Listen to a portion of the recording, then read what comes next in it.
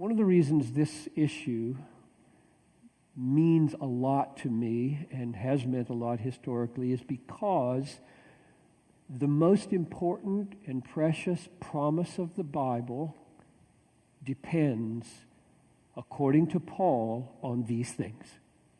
So let's look at that here. We know, this is Romans 8:28, we know that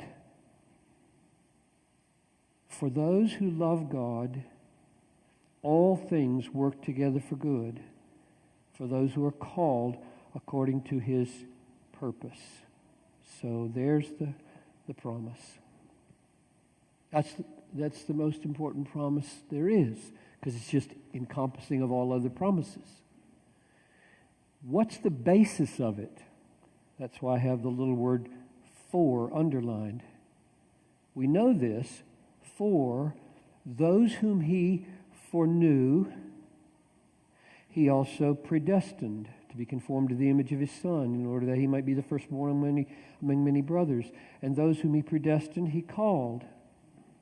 And those whom He called, He justified. And those whom He justified, He glorified. That's the argument for how you can know everything is going to work together for your good.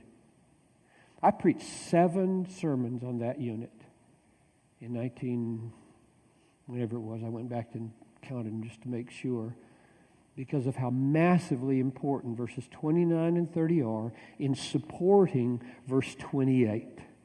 So if you care about the promise of verse 28, you have to care about 29 and 30. Because they begin with 4, which means they are like pillars. I remember when I preached on this back in the late 80s, they were building, and I wish I could remember, one of the skyscrapers downtown that everybody takes for granted now. And the hole in the ground was, I just drove by it and I thought,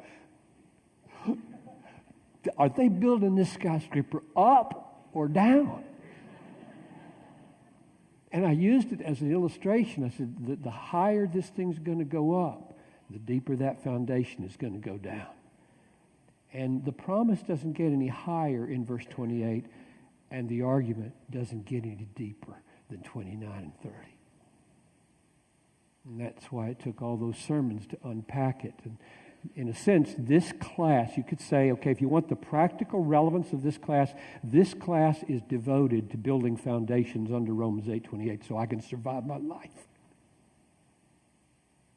If you think we're in this for fun and games, just kind of theological ear scratching, you don't understand anything. This is survival technique for John Piper. The things that come at me in my life cannot be managed by fluff.